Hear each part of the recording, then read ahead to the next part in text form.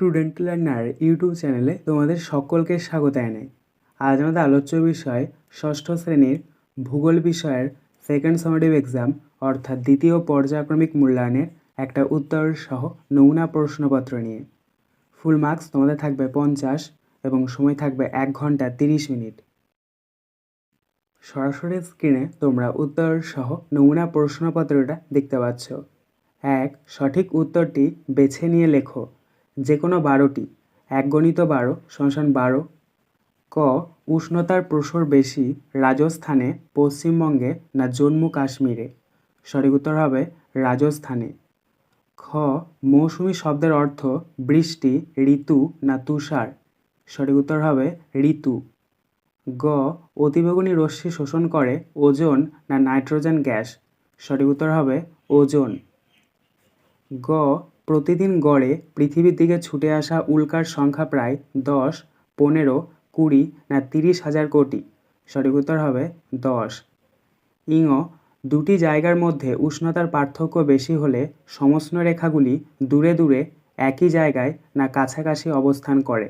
সঠিক উত্তর হবে কাছাকাছি। চ. বৃষ্টিচ্ছায়া অঞ্চলের উদাহরণ হলো পশ্চিমঘাট পর্বতের পশ্চিম ঢাল, পশ্চিমঘাট পর্বতের পূর্ব ঢাল না নীলগিরির দক্ষিণ ঢাল? সঠিক উত্তর হবে পশ্চিমঘাট পর্বতের পূর্ব ঢাল। ছ. জৈব পদার্থ বেশি পরিমাণে থাকে লাল মাটি, পলি মাটি না পার্বত্য অঞ্চলের মাটি না ল্যাটেরাইট মাটিতে? সঠিক উত্তর হবে পার্বত্য অঞ্চলের মাটিতে। বর্গীয় জ.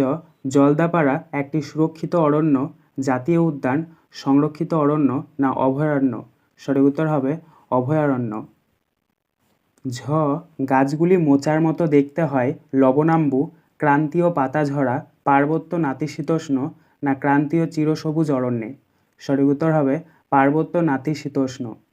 পিটপালিঙ্গ তুলা চাষ সবচেয়ে ভালো হয় কালো মাটিতে, লাল মাটিতে না পার্বত্য মাটিতে?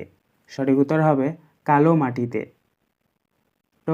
পৃথিবীতে প্রথম প্রাণের সৃষ্টি হয়েছিল ভূমিতে, জলে না বাতাসে? সঠিক উত্তর হবে জলে। ঠ. বায়ুর চাপ মাপার যন্ত্রটি হলো ব্যারোমিটার, হাইগ্রোমিটার না অ্যানিমোমিটার? সঠিক উত্তর হবে ব্যারোমিটার। ড. পশ্চিমবঙ্গের জলবায়ুর প্রকৃতি হলো উষ্ণ আর্দ্র, শীতল আর্দ্র না উষ্ণ শীতল?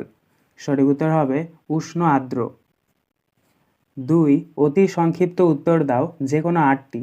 1 গণিত 8 = 8। ক.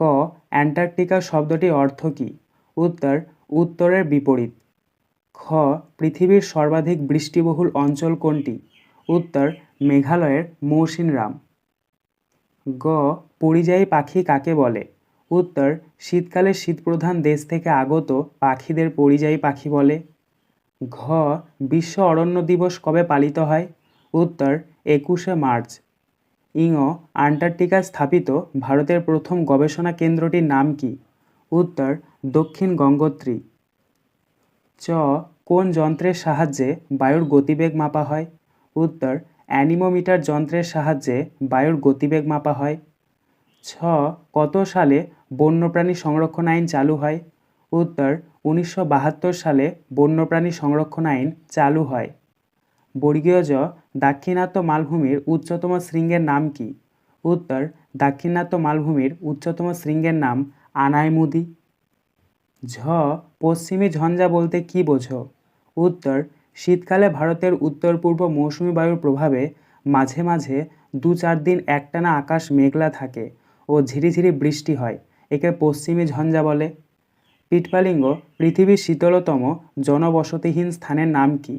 উত্তর পৃথিবীর শীতলতম স্থান আন্টার্কটিকার ভস্টক। 3. নিচের প্রশ্নগুলির সংক্ষিপ্ত উত্তর দাও যে কোনো 4টি। 2 গণিত 4 = 8। ক. আবহাওয়া ও জলবায়ুর মধ্যে দুটি পার্থক্য লেখো। উত্তর আবহাওয়া ও জলবায়ুর পার্থক্য। প্রথমে তোমরা দুটো ছক করে নেবে, বাঁ দিকের ওপরে লিখবে আবহাওয়া, ডান দিকের ওপরে লিখবে জলবায়ু। আবহাওয়ার নিচে 1 নাম্বার দিয়ে লিখবে আবহাওয়া বলতে কোনো একটি নির্দিষ্ট স্থানের নির্দিষ্ট সময়ের বায়ুর উষ্ণতা, আর্দ্রতা, বায়ুর চাপ, বায়ুপ্রবাহ, মেঘাচ্ছন্নতা প্রভৃতিকে বোঝানো হয়ে থাকে। জলবায়ুর নিচে 1 নাম্বার দিয়ে লিখবে কোনো একটি নির্দিষ্ট অঞ্চলের 30 থেকে 40 বছরের আবহাওয়ার গড় অবস্থাকে জলবায়ু বলে। আবার আবহাওয়ার নিচে 2 নাম্বার দিয়ে লিখবে আবহাওয়া প্রতিদিন এমনকি প্রতি ঘন্টার ব্যবধানেও পাল্টাতে পারে। জলবায়ুর নিচে 2 নাম্বার দিয়ে লিখবে কোনো স্থানের জলবায়ু দীর্ঘ সময়ের ব্যবধানে পরিবর্তিত হয়ে থাকে। খ আমাদের জীবনে জলবায়ুর দুটি প্রভাব লেখো। উত্তর আমাদের জীবনে জলবায়ুর প্রভাব। 1 নাম্বার উষ্ণ জলবায়ু বৃষ্টিপাতের ধারা পরিবর্তন করে বন্যা ও খরার প্রকোপ বাড়াবে। গ্লেসিয়ার ও মেরুর বরফ চাদর আরও বেশি করে গলবে, ফলে সমুদ্রে জলস্তর বাড়বে। 2 নাম্বার বিশ্ব উষ্ণায়ন মানুষের স্বাস্থ্যে সরাসরি প্রভাব ফেলবে। তাপজনিত মৃত্যুর সংখ্যা বেড়ে যাবে, সংক্রামক রোগের বিস্তার হবে, ডিহাইড্রেশন হবে, অপুষ্টি বাড়বে এবং জনস্বাস্থ্যের পরিকাঠামো ক্ষতিগ্রস্ত হবে। গ পার্বত্য অঞ্চলের মাটিতে কোন ফসলের ভালো চাষ হয়? উত্তর পার্বত্য অঞ্চলের মাটিতে পটাশ, ফসফেট ও গাছের পাতা পচা সার থাকায় এই মাটিতে চা, শিংকনা, কমলালেবু প্রভৃতির চাষ হয়। চ মাটি সংরক্ষণের 3টি উপায় লেখো। উত্তর মাটি সংরক্ষণের 3টি উপায় হলো 1 নাম্বার বনভূমির পরিমাণ বৃদ্ধি করা, 2 নাম্বার অত্যধিক পশুচারণ নিয়ন্ত্রণ করা, 3 নাম্বার পাহাড়ি অঞ্চলে ধাপ চাষ পদ্ধতিতে কৃষিকাজ করা। 4 নিচের প্রশ্নগুলির উত্তর দাও যে কোনো 4টি। 3 × 4 = 12। ক আন্টার্কটিকাকে বিজ্ঞানের মহাদেশ কেন বলা হয় তার সংক্ষেপে আলোচনা করো। উত্তর উত্তর আন্টার্কটিকা মহাদেশ পৃথিবীর সমস্ত দেশের একটি আন্তর্জাতিক ভূখণ্ড। আমেরিকা যুক্তরাষ্ট্র, Norway, Britain, Australia, New Zealand, France, German, Japan, Argentina, ভারতসহ প্রায় 40টি দেশের 100টিরও বেশি গবেষণা কেন্দ্র আছে। সারা পৃথিবীর বিজ্ঞানীরা এই মহাদেশের প্রাকৃতিক পরিবেশ, আবহাওয়া, জলবায়ু, খনিজ সম্পদ প্রভৃতি বিষয়ে গবেষণা করেছেন। 1959 খ্রিস্টাব্দের চুক্তি অনুসারে পৃথিবীর যে কোনো দেশ এই মহাদেশে বৈজ্ঞানিক গবেষণা করার সুযোগ পাবে, তবে সেক্ষেত্রে গবেষণা হতে হবে মানব কল্যাণের স্বার্থে। পৃথিবীর কোনো দেশই আন্টার্কটিকার সম্পদকে অধিকার করতে পারবে না, কেবলমাত্র বিজ্ঞানের স্বার্থে মহাদেশে গবেষণা করতে পারবে। তাই এই মহাদেশকে বিজ্ঞানের মহাদেশ বলা হয়। খ শীতকালে ভারতের জলবায়ু শুষ্ক হয় কেন? উত্তর ডিসেম্বর-জানুয়ারি মাসে ভারতের শীতকাল লক্ষ্য করা যায়। এই সময় উত্তর ভারতের তাপমাত্রার পরিমাণ যথেষ্ট হ্রাস পায়।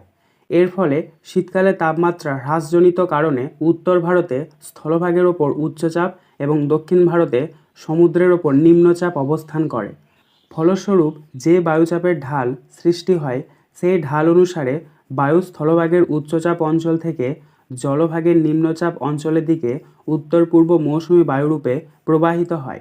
স্থলভাগের ওপর দিয়ে প্রবাহিত হয় বলে উত্তর পূর্ব মৌসুমি বায়ুতে জলীয় বাষ্প থাকে না বললেই চলে।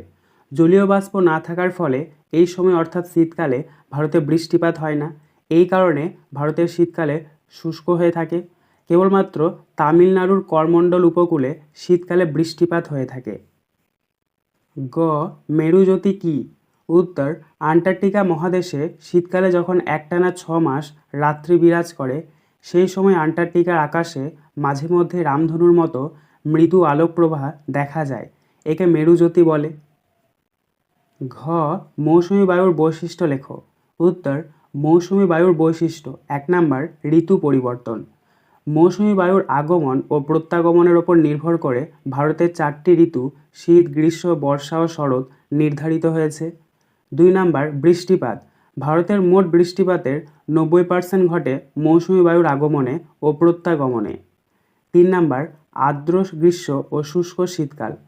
মৌসুমি বায়ুর আগমন ও প্রত্যাগমনের কারণে এখানে গ্রীষ্মকাল আর্দ্র ও শীতকাল শুষ্ক প্রকৃতির হয়। 5 নিচের প্রশ্নগুলির উত্তর দাও যে কোনো দুটি। 5 × 2 = 10। ক পৃথিবীর বায়ুমণ্ডলের স্তরগুলির সংক্ষিপ্ত বর্ণনা দাও। উত্তর 1 নাম্বার ট্রোপোস্ফিয়ার।